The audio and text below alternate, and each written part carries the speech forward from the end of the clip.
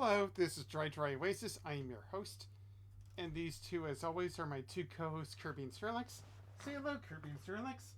Hi-yo. And as always, I hope that you've had a great day, and if not, I hope the rest of your day is better or tomorrow is better for you.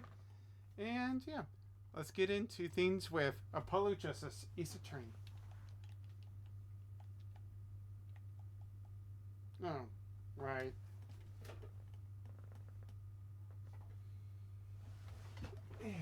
Well, hold on a moment while I take care of something a little bit.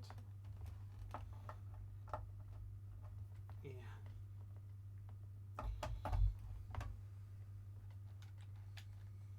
There we are, maybe.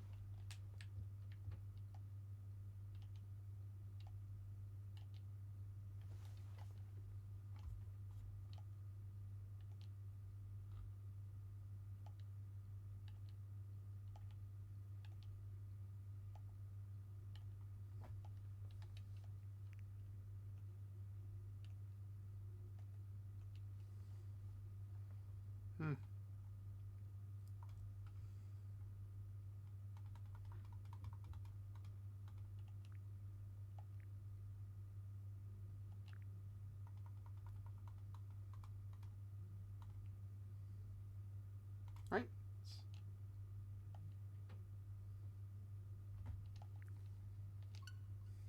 Oh, yes.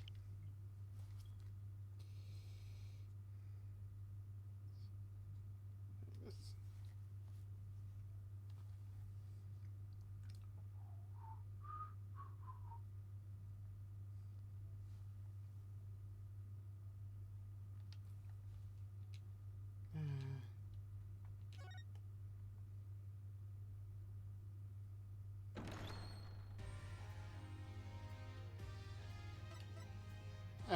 Now back to playing the game. Everyone, wait, time for Turnabout Serenade.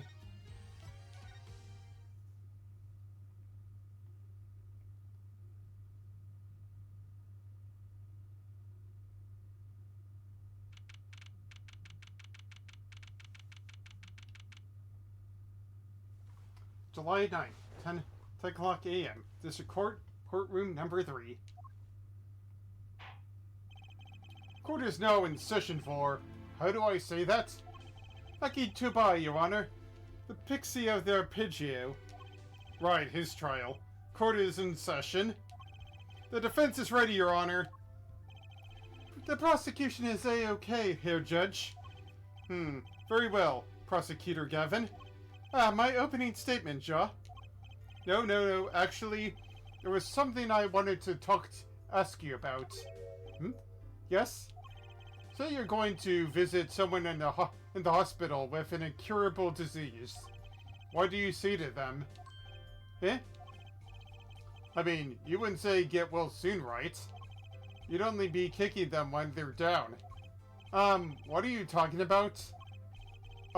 Actually, I'm going to visit someone who is terminally ill. Right after this trial. The Chief Justice's son. The Chief Justice? His son is afflicted with a most terrible disease. It doesn't have long, it seems. So I thought I'd go pay him a visit. I thought saying something moving might be the order of the day. Why don't grown-ups ever just say what's on their mind instead of pretending? She's looking at me with something like disgust. Hey, what are you looking at me for? At me that I wait for. In any case, I'm a bit busy today, so let's wrap this up quickly. Prosecutor Gavin, your opening statement, briefly. You're in luck here, Judge. I believe you're going to your hospital visit sooner than you think. First, to review the victim in this case. Romain Letus, age 35. The global manager for Diva Songstress Lamnar. The cause of death, bloodlust due to being shot by a large caliber revolver. This report has all the details. The court accepts this into evidence. Letus's autopsy report added to the court record. Death due to loss of blood from a gunshot wound. Estimate time of death 9 to 9:30 p.m. 45 caliber. That's quite large, isn't it? A direct hit from that could knock a man off of his feet. However, the bullet struck him in his shoulder. The damage to the body was slight. Death was not immediate. Sadly, his blood loss was such that he could not be saved. I suppose the victim's condition could have been much worse considering. Crime photo added to the court record. 2 shots were fired. 1 shot missed, the other penetrated and passed through the victim's shoulder. Both bullets were found inside the wall at the scene. Observe the diagram. This is where the bullets hit. I see. The court accepts this evidence. Diagram added to the court record. If we're talking about a 45 caliber revolver, we must assume that the killer was adept at the weapon's use. Really? Yeah, well apparently weapons that have that size have a powerful kickback. If, say, the judge tried to fire one, it'd break every bone in his body. The defense will take more care in choosing examples. As I was saying, the victim was shot backstage in a dressing room. The dressing room only has one entrance, this door. That does seem to be the case, yes. However, there were witnesses who heard the gunshots. He's talking about you and Emma, huh? Yet the witnesses entered the room. Yet when the witnesses entered the room, it was empty, save for the victim's body, of course. But that's impossible! Exactly. This murder was impossible. All for but one person. One person? That is, of course, the defendant, Maki Tobai. Only the defendant could have committed the crime. But how? It's quite simple. The circumstances of the crime scene make it clear. Very well. I assume you have testimony to back up this claim. Please show the witness to the stand.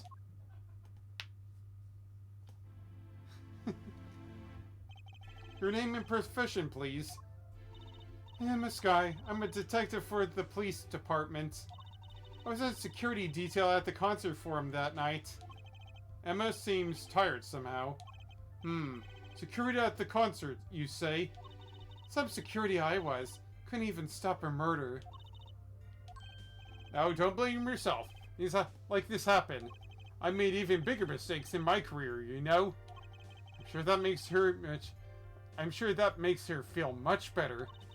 I want to hear about these bigger mistakes. Oh, please tell me, Judge. Please, please, please. Pretty please? Pretty please with a cherry on top? Alright, never mind then. In any case, because you were on security detail, the crime was quickly discovered. And we were able to identify the killer. You may give the court your testimony if you would. Describe the circumstances of that day in your discovery of the crime, please. Alright. Witness testimony. Murderous circumstances. The night of the murder, I was on security backstage at Prosecutor Gavin's request. Only people involved with the concert in some way were allowed backstage. At the beginning of the third set, I heard shots. I went into the room filled with blaring rock music and found the body. I examined the scene and determined that only the defendant could have done it. It was lucky that a detective was the first on the scene. But that door was the only way out of the room, right? Yeah, pretty much. Then I don't get it. How can they say that Maki did it? Looks like we need a bit more information. Very well, the judge may begin the cross-examination. Cross-examination time. Murderous circumstances.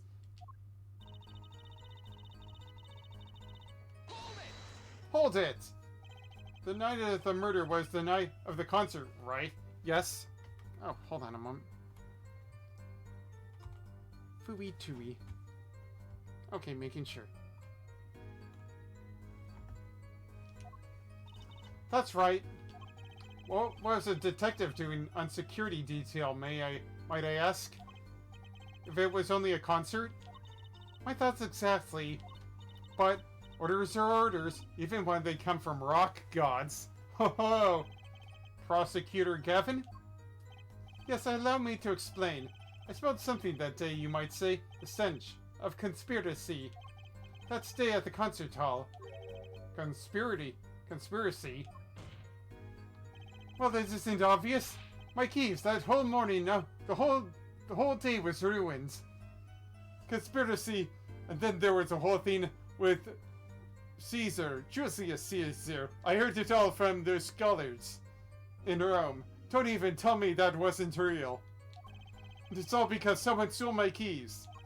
I couldn't ride my hog to the show. I couldn't open my guitar case. There he goes again. Isn't it possible he simply misplaced them? Misplace them? Misplaced items don't just wander into a murder victim's hand on their own. What's this? Prosecutor Gavin, if your keys were in the victim's hands, that makes you a prime suspect. Rebel.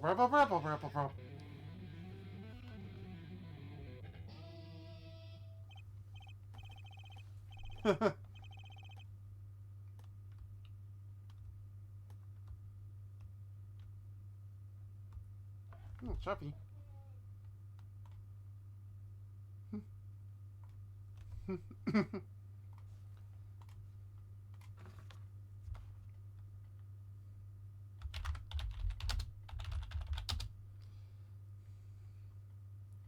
And hello there, the mighty Chorps.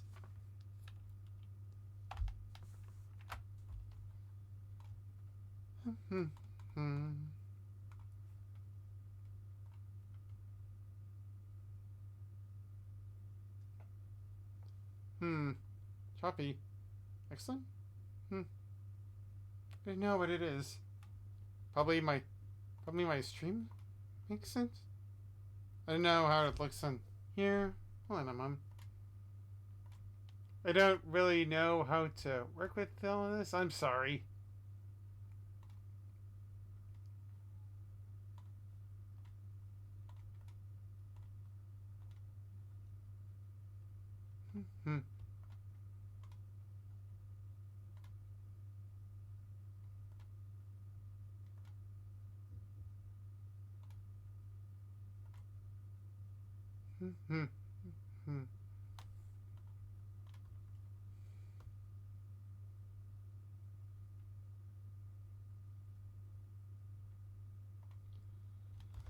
Could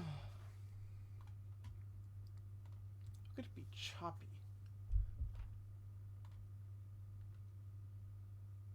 I guess it could be from some kind of screen. But it's good to see you.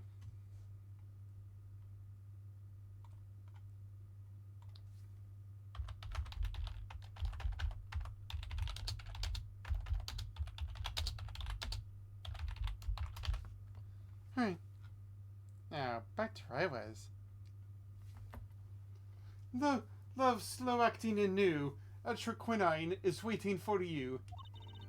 He's seen something. Does everything with this guy have to be so over the top? Oh, right.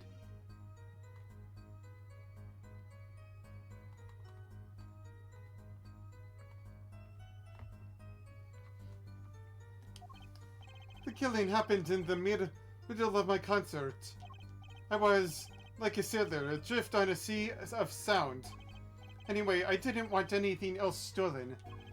So I put the detective with the most time on their hands on the task. Oh, I see. I can accept that. Well, I can't. What do you mean time on their hands? Well, I've got too much time on my hands. It's all just to believe it's a calamity. She's got too much time on her hands. It's all to believe it's a calamity. She's got too much time on her hands, and she's taking away from me. I don't remember that song. Gosh darn you, 6. The only me. We were let in, though. I didn't know about that. I certainly didn't invite you. I give the Four-Line special permission to be there. I wanted to see her again. Oh boy, did you hear that? We're officially involved now. Gee, great. Some other hangers-on tried to get backstage, but I drove them off.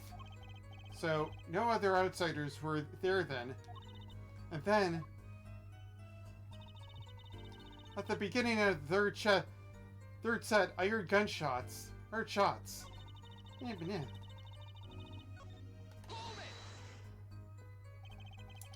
I believe we were having a chat when we heard the shots. You were the one chatting. I was eating snackoos. Ah, hey, no second in court. And you're sure the shots came from Lamlar's room? Yes, absolutely. Hey, I'm the one being cross-examined here. Here, take the hair. This'll keep you quiet. Katonk. Thanks. So, Munch, how about it, Munch, Emma? We were right, Munch.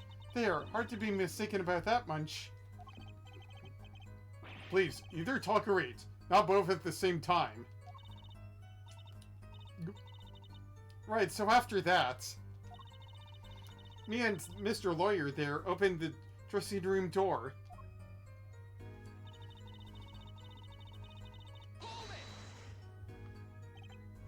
Rock? Blaring, yes. When you say rock, are you referring, perhaps, to this rock and roll music that's so popular these days? Judge, wasn't it? Weren't you thinking about that? What about, like, Chuck Berry, Elvis Presley, the Beatles, the Rolling Stones, the Police?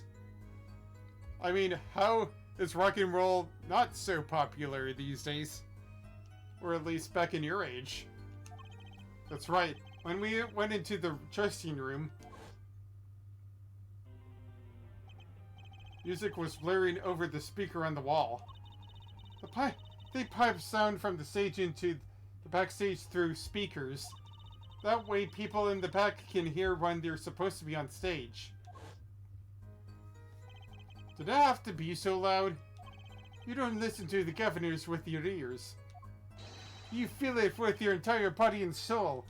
They always had the backstage monitors at full volume. When we walked into the room, the band was playing Guilty Love, I believe, making it easy to determine the time of the crime. If you could hear that music playing. Then everyone on stage for that song has an alibi, including myself. Anyway, I closed off the scene and started my investigation. Examined the scene and determined that only the defendant could have done it.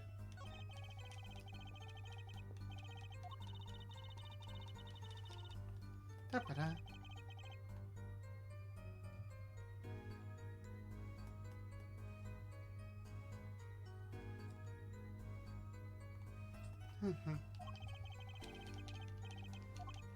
Well,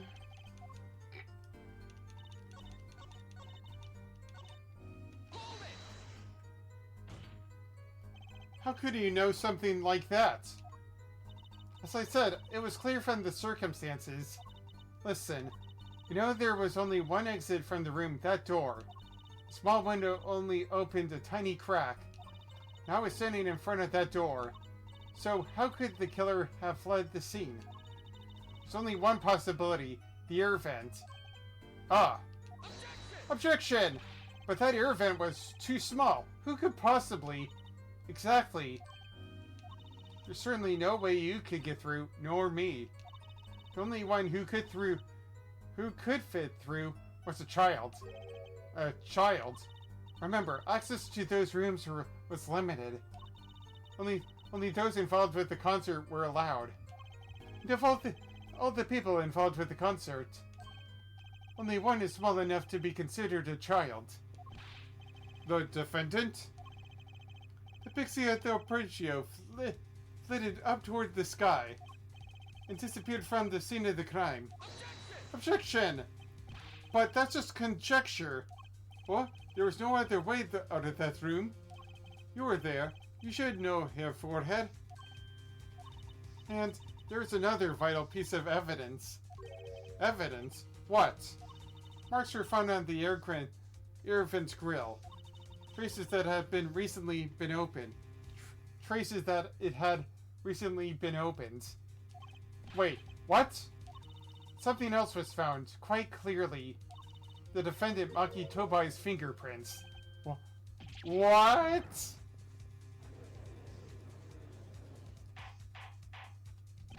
Order, order, order! The air vent was the only way out of the room. The defendant's fingerprints were found at the grill. Well, Herr Forehead? What fairy tale does this suggest to you? Urk. Only one could pass through that vent. That's doorway to heaven. And that was not a stairway as well, as that one Led Zeppelin person told you. That was one of our... That is our pixie. And that one is our pixie. Wave of mutilation. Wave of mutilation. Wave of mutilation. Clavier, what are you doing? Oh, sorry, another song in my head. Are you looking at me, Apollo? Hey, I was out whooping it in the audience. So this was his decisive evidence. Quite decisive indeed. I believe that's enough of that. The prosecution has a rather convincing case. The only way in and out of the crime scene was watched, making the defendant the only one who could possibly leave the scene. Simple and decisive. Ugh. I believe we've heard enough to determine our verdict. Even if I wasn't in a hurry to make a hospital visit. I'm sure the Chief Justice will appreciate the gesture. Unfortunately, we have no direct witnesses. Fortunately, the criminal left decisive evidence for us.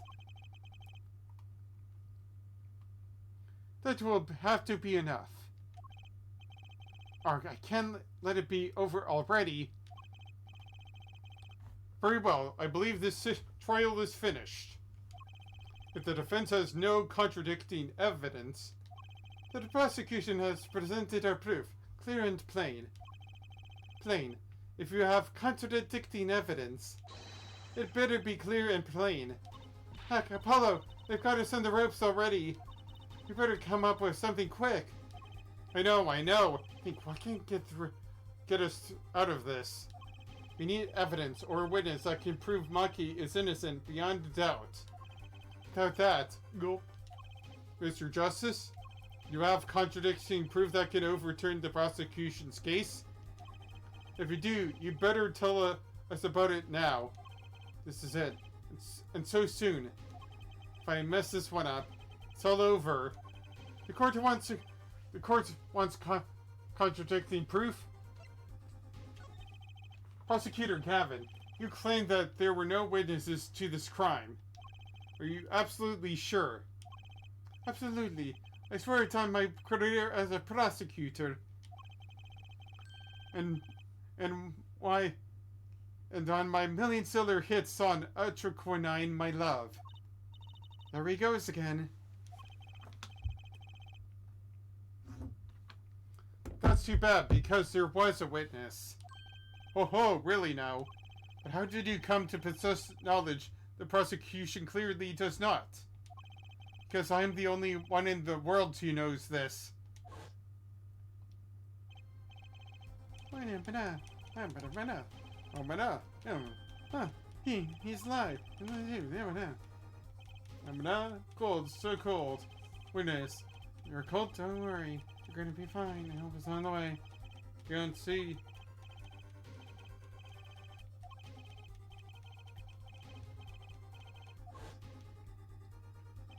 What? The victim said this before he died? Perhaps he did, and perhaps he did not. What do you mean by that? We know what Herr Forehead says he said. No testimony, especially since it comes from the defense attorney himself. Objection! But it's the truth, he said it. Even told you about it. But apparently you ignored me. But apparently you ignored me completely. It's my policy to fully investigate everything I deem relevant. Clearly, this rookie lawyer thinks he can tell me how to do my job. Wait, did we tell him? That's weird. I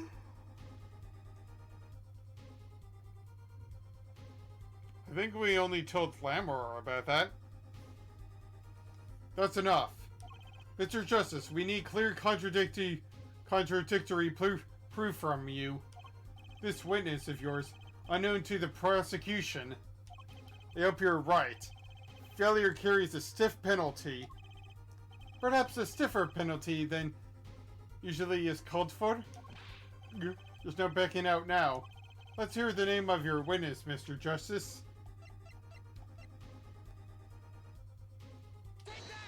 Take that! Lamar. We call him Mr. Really? Mr. Letitia's last words.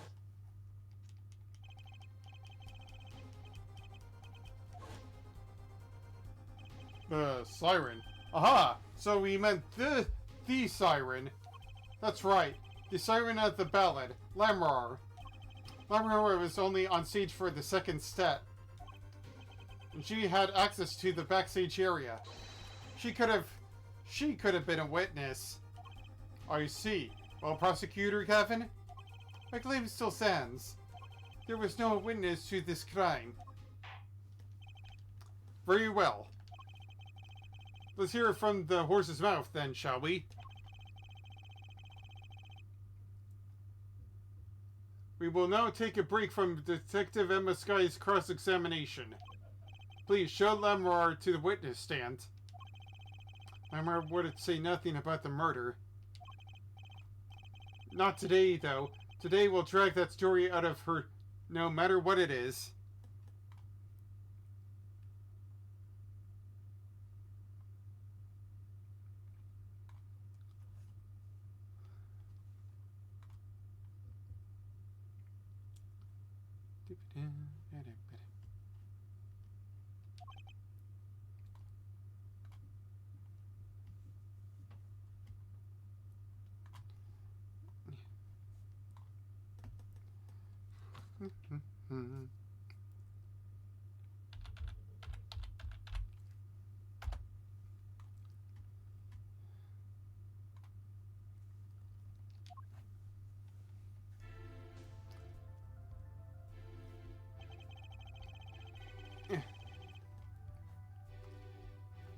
It is my distinct honor to welcome the siren of the ballad to our courtroom.